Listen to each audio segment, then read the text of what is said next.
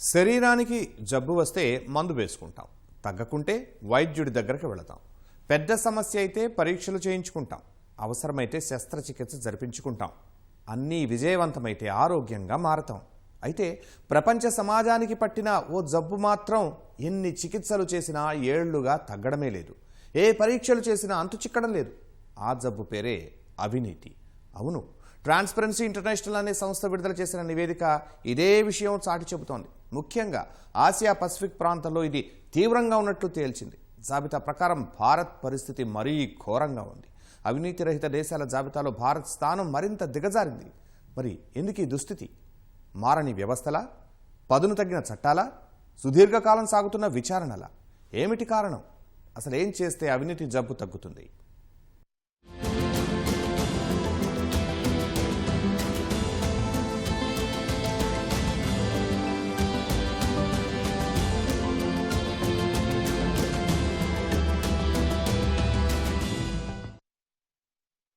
సమాజాన్ని అభివృద్ధి ఒక అడుగు ముందుకు తీసుకువెళ్తే 4 అడుగులు వెనక్కి లాగేది అవినీతి. చేసిన అభివృద్ధిని అంతా వృధా చేసే అతిపెద్ద జాడ్యం ఇది. దీనికి దేశాలతో పనిలేదు అన్నట్లుగానే ఉంది పరిస్థితి.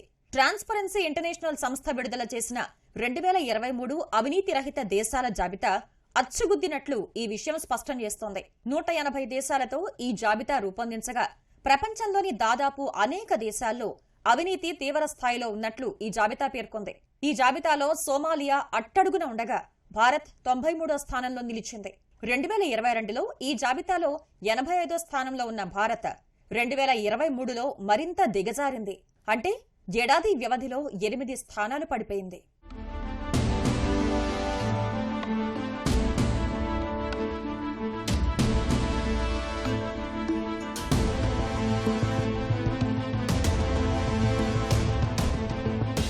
అవినీతి జాబితాను రూపొందించడం సహా ట్రాన్స్పరెన్సీ ఇంటర్నేషనల్ సూచీలను కూడా ప్రకటించింది.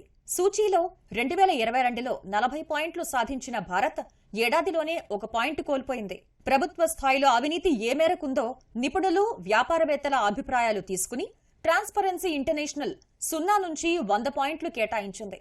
0 అయితే అవినీతి చాలా ఎక్కువ అని, 100 అయితే పూర్తి అవినీతి రహితమని తెలిపింది. అవినీతి రహిత దేశాల జాబితాలో డెన్మార్క్ వరుసగా 6సారి మొదటి స్థానంలో నిలిచింది. ఫిన్లాండ్ 2వ స్థానం సంపాదించింది. డెన్మార్క్, ఫిన్లాండ్ మనం తీసుకున్నట్లయితే ఆ దేశాలు అవినీతిలోనే కాదు అనేక విషయాలు చాలా అంతర్జాతీయంగా చాలా ముందున్నాయి. ప్రజాస్వామ్యక విలువల్లో కానివ్వండి, నీతి నియమాల్లో కానివ్వండి, శాస్త్రీయ ఆలోచనలో కానివ్వండి. మనం ఒకసారి చూసినట్లయితే నోబెల్ బహుమతి వచ్చినటువంటి వాళ్ళకు అనేకులు ఆయా దేశాల్లో కనపడతారు. ఒక శాస్త్రీయ దృక్పథం, ప్రతిదీ సైన్స్ తోటి ఏ విధంగా ఉపయోగించుకోవాలి ప్రజల అభివృద్ధికి అనేటువంటి ఆ చిన్న చిన్న దేశాలు. అదేవిధంగా అక్కడ ప్రధానమంత్రులు కూడా వాళ్ళ ఆఫీస్ అవర్స్ అయిపోయిన ప్రజలతో కలిసి తిరిగేటువంటి పరిస్థితి, మార్కెట్కి వాళ్ళు సొంతంగా కుటుంబంతో వెళ్ళేటువంటి పరిస్థితి ఆయా దేశాల్లో చూస్తూ ఉంటాం. మనకు వచ్చినటువంటి ఆర్భాటం, విపరీతమైనటువంటి డబ్బు సంపాదించాలి పార్టీ పేర కానీ వ్యక్తిగతంగా కానీ అనేటువంటి ఒక విధానం ఏదైతే ఏదో ఉన్నదో, అశాస్త్రీయమైనటువంటి అవినీతిపరమైనటువంటిది మూఢనమ్మకాలతో మనం కూరుకుపోతూ ఉన్నాం. ఒక శాస్త్రీయ ఆలోచనలు, సైన్స్ తోటి, ఆధునిక ఆలోచనతోటి వాళ్ళు ముందుకు పోతూ ఉన్నారు. అవినీతికి కూడా దూరంగా పెట్టగలుగుతూ ఉన్నారు అనేటువంటిది మనం పెట్టడం లేదు అనేటువంటిది. అవినీతి అనేటువంటిది ప్రజలు ఒక పాయింట్గా ఆలోచించిన పరిస్థితికి మన భారతదేశంలో ఓటర్ని మనం తీసుకెళ్తా ఉన్నాం అనేటువంటిది కూడా మనం భావించాలి. ప్రపంచంలో అవినీతి అనేక రకాలుగా ఉంటుంది. ఇందులో ప్రధానమైనది ప్రభుత్వ అధికారులు, రాజకీయ నాయకులు, అధికారంలో ఉన్నవారు పాల్పడే అవినీతి. పనుల కోసం తమ వద్దకొచ్చే ప్రజలకు దాన్ని చేసి పెట్టేందుకు కొందరు అధికారులు లంచాల రూపంలో అవినీతికి పాల్పడితే, అధికార దుర్వినియోగానికి పాల్పడుతూ ప్రభుత్వాధినేతలు ప్రజాసొమ్మును లూటీ చేస్తారు. ఇక ఎన్నికల సమయంలో ప్రజలకు డబ్బులు పంచుతూ రాజకీయ నాయకులు అవినీతికి పాల్పడుతూ ఉంటారు. వీరు పాల్పడే ఇసుక, మట్టి దోపిడీ వంటివి దీనికి అదనం. ప్రభుత్వ అధికారుల అవినీతికి సంబంధించి ఇటీవల హైదరాబాద్లో అరెస్టైన రెరా అధికారి శివ బాలకృష్ణ ఉదంతమే నిదర్శనం. భూములు, నిర్మాణాల అనుమతుల కోసం శివ బాలకృష్ణ పెద్ద ఎత్తున ముడుపులు స్వీకరించినట్లు ఏసీబీ అధికారులు గుర్తించారు. ఆయన ఇంట్లో సోదాల సందర్భంగా గుర్తించిన కట్టల అవినీతి సొమ్మును చూసి ఏసీబీ అధికారులే నివ్వెరపోయారు. శివ బాలకృష్ణ ఆదాయానికి మించి దాదాపు 12 రెట్లు సంపాదించినట్లు ఏసీబీ అంచనా వేయగా దాని విలువ సుమారు 100 కోట్ల రూపాయల వరకు ఉంటుందని తేలటం, ఆయన అవినీతి వ్యవహారాలు ఏ స్థాయిలో సాగాయో తేటతెల్లమవుతోంది. ఇలాంటి శివ బాలకృష్ణలు దేశంలోని ప్రభుత్వ విభాగాల్లో లెక్కకు మిక్కిలి మంది ఉన్నారు.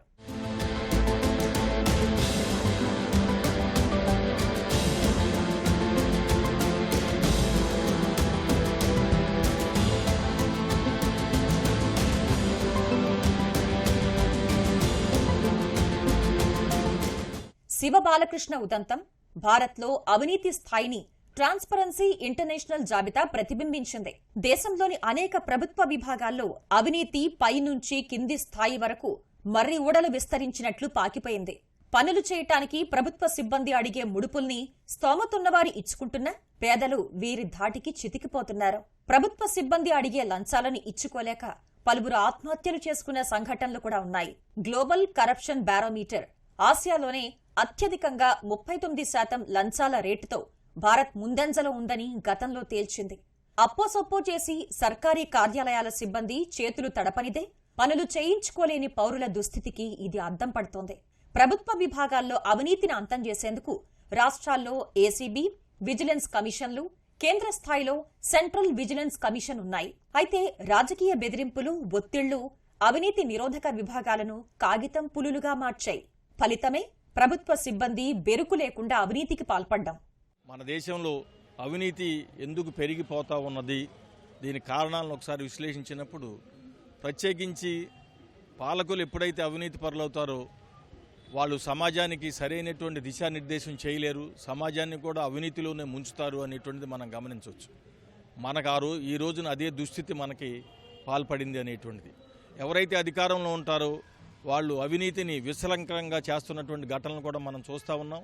ఎన్నికల విధానం, మనం ప్రజానాయకుల్ని మనం ఎన్నుకునేటువంటి ప్రభుత్వాలను ఎన్నుకునేటువంటి విధానం చూసుకున్నప్పుడు ఎన్ని పార్టీలు వాళ్ళు టికెట్లు ఇచ్చేటప్పుడు వాళ్ళకి తీసుకునేటువంటి క్రైటీరియా ఏమిటని చూసినట్లయితే ఎవరు డబ్బులు ఎక్కువ ఖర్చు పెట్టగలుగుతారు, గెలుపు గుర్రం ఏది, ఎంత ఖర్చు అయినా పర్వాలేదు అనేటువంటి ఒక సూత్రాన్నే చేసి దాని ప్రకారం సీట్లు పంపకాలు చేసినప్పుడు ఎన్నికల్లో డబ్బు ఖర్చు పెట్టు, గెలిచిన తర్వాత మళ్ళీ డబ్బు సంపాదించు, మళ్ళీ డబ్బు ఖర్చు పెట్టు, మళ్ళీ డబ్బు సంపాదించు అనేటువంటి ఒక విష సంస్కృతిలోకి మనం పోతా ఉన్నాం అనేటువంటిది మనం గమనించాలి. అందుకనే ఇటువంటి అవినీతి నాయకుల్ని మనం ఎన్నుకోకుండా ప్రజలను చైతన్యవంతులు చేయాల్సిన బాధ్యత మన మీద ఉంది. భారత్లో అన్ని రకాల అవినీతికి రాజకీయ అవినీతిని తల్లి వేరుగా భావిస్తారు. ఎన్నికల ఖర్చులో దొంగ లెక్కలతో ఆరంభమయ్యే ఈ అవినీతి అధికారంలోకి వచ్చిన తర్వాత దానికి ఎన్నో రెట్లు వెనకేసుకోవడానికి ఎంతకైనా దిగజారే స్థాయి వరకు చేరుతుంది. అధికారాన్ని దుర్వినియోగం చేసి అస్మదీయులకు మేలు చేయటం, నీకిది నాకది అంటూ లాభం పొందడం, అనుమతులు, కాంట్రాక్టులు, భూములను అడ్డగోలుగా కట్టబెట్టడం, చేసిన పనికి పెద్ద ఎత్తున ముడుపులు స్వీకరించడం, ఇలా సాగుతుంది కొందరు ప్రభుత్వ పెద్దల అవినీతి బాగోతం. ప్రజాప్రతినిధులు, ముఖ్యంగా అధికార పార్టీకి చెందినవారైతే అవినీతికి పట్టపగ్గాలే ఉండవు. భూ కబ్జాలు, బెదిరింపులు, అక్రమ వసూళ్లు సహా అధికారాన్ని అడ్డం పెట్టుకుని దేశంలో కొందరు ప్రజాప్రతినిధులు పాల్పడుతున్న అవినీతికి అంతే లేదు. సంపాదించిన అక్రమ సొమ్మును దేశాలు దాటించటం, డొల్ల కంపెనీలతో లెక్కల్ని ఏమార్చి పట్టుపడ్డ నాయకుల సంఖ్య దేశంలో కోకొల్లలు. దేశంలోని అనేక రాష్ట్రాల్లో వెలుగులోకొచ్చిన పలు అవినీతి కేసుల్లో చాలా మంది నేతలు జైలుకు కూడా వెళ్లారు. ఆంధ్రప్రదేశ్ ముఖ్యమంత్రి వైఎస్ జగన్, ఆర్జేడీ అధినేత లాలూ ప్రసాద్ ఇందుకుదాహరణ. శిక్షలు పడ్డ, జైలు జీవితం అనుభవించిన మన రాజకీయ నాయకులు, ప్రభుత్వ పెద్దల అవినీతి ఏమాత్రం భయం లేకుండా ఓ నిరంతర ప్రక్రియ అన్నట్లుగా కొనసాగుతోంది. ఎందుకు ఇలాగా భారతదేశం ఇంత అవినీతి దేశంగా ఉంది?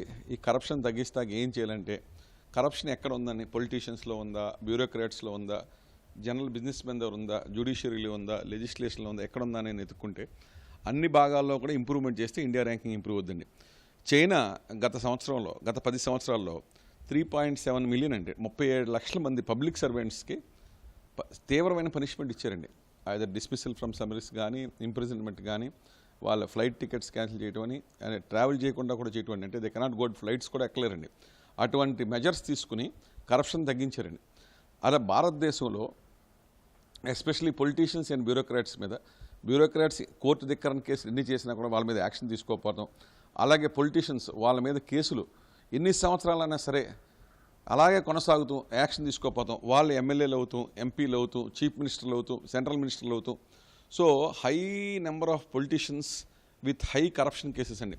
కరప్షన్ చేశారని ఛార్జ్ షీట్లు ఉండి ఇన్కమ్ ట్యాక్స్ వాళ్ళు వాళ్ళ మీద కేసులు పెట్టి ఎన్ఫోర్స్మెంట్ డైరెక్టరేట్ వాళ్ళు కేసులు పెట్టి, సిబిఐ వాళ్ళు వాళ్ళ మీద కేసులు పెట్టి, అనేక ఇండియాస్ ప్రీమియర్ ఇన్వెస్టిగేటివ్ ఏజెన్సీస్ అన్నీ కూడా ఎంతోమంది రాష్ట్ర ముఖ్యమంత్రుల మీద, కేబినెట్ మంత్రుల మీద, సెంట్రల్ మినిస్టర్స్ మీద పెట్టి, ఎంపీస్ మీద, ఎమ్మెల్యేస్ పెట్టినప్పటికీ కూడా వీళ్ళే అధికారంలో కొనసాగుతూ వీళ్ళందరినీ ఇన్ఫ్లుయెన్స్ చేస్తూ ఎలక్షన్స్లో 100 కోట్ల క్యాష్ పెట్టి మళ్ళీ గెలుస్తూ, సో దీనివల్ల కరప్షన్ విపరీతంగా పెరిగిపోయి భారతదేశం ఒక ర్యాంకింగ్ చాలా తీవ్రంగా 180 దేశాల్లో 93వ స్థానంలో ఉన్నామంటే ఎంత దారుణమైన స్కోర్ చూడండి. దేశంలో తప్పు చేస్తే శిక్షించడానికి చట్టాలు, కోర్టులు ఉన్నాయి. అవినీతిని గుర్తించి కేసులు నమోదు చేయడానికి ACB, CID, CBI, enforcement directorate వంటి వ్యవస్థలున్నాయి. అయితే పట్టుపడ్డ వారిపై కేసులు నమోదు చేస్తున్న విచారణలు సుదీర్ఘకాలం సాగడమే దేశంలో అవినీతి కట్టడికున్న ప్రధాన అడ్డంకి. ఉదాహరణకు ఏపీ ముఖ్యమంత్రి జగన్, వైకాపా ఎంపీ విజయసాయిరెడ్డి క్విడ్ ప్రోకో పద్ధతిలో లావాదేవీలు జరపటం, క్రిమినల్ కుట్ర, అక్రమ నగదు చలామణి వంటి కేసులను ఎదుర్కొంటున్నారు. ఈ కేసులో ఛార్జ్షీట్ దాఖలై 10 ఏళ్లకు పైగానే అవుతున్నా ఈ కేసుల విచారణ ఇంకా పూర్తి కాలేదు. ఇక న్యాయస్థానాల్లో, కోర్టులలో పేరుకుపోయిన పెండింగ్ కేసులు, పని భారం కూడా అవినీతి కేసుల్లో విచారణలను, శిక్షలు పడ్డాన్ని ఆలస్యం చేస్తున్నాయి. దేశంలో అవినీతి కేసుల్ని విచారించేందుకు ప్రత్యేక కోర్టులు ఉన్నా పరిస్థితిలో మార్పు రావడం లేదు. ప్రభుత్వ విభాగాలు, రాజకీయ నాయకుల అవినీతి పెరగటానికి ఇలా న్యాయస్థానాల్లో జాప్యం కూడా ఓ కారణం. ఏ దేశ ఆర్థిక అభివృద్ధిని, సామాజిక న్యాయాన్ని అయినా అవినీతి రక్కసి దెబ్బతీస్తుంది. సంస్థలపై నమ్మకాన్ని నీరుకారుస్తుంది. ప్రజలకు విద్య, ఆరోగ్యం, ఉపాధి అవకాశాలను దూరం చేస్తుంది. పేదలకు న్యాయం జరగకుండా అడ్డుపడుతుంది. అయితే భారత్ 75 ఏళ్ల స్వాతంత్ర్యం తర్వాత అనేక రంగాల్లో విజయం సాధించినా అవినీతి అనే జాడ్యానికి మాత్రం విరుగుడు కనిపెట్టలేకపోతోంది. కాబట్టి వ్యవస్థలో సకల రుగ్మతలకు కారణమవుతున్న ఈ రాచపుండును ఇప్పటికైనా నిర్మూలించడం తక్షణ అవసరం. లేకుంటే ఎంత అభివృద్ధి సాధించినా అది వృథాయే. ప్రజలు, ప్రభుత్వాలు, వ్యవస్థలు మేలుకుని కావాల్సిన చర్యలు తీసుకోకుంటే ట్రాన్స్పరెన్సీ ఇంటర్నేషనల్ జాబితాలో ఏటిగేడు భారత్ స్థానాలు ఇంకా దిగజారే ప్రమాదం ఉంది.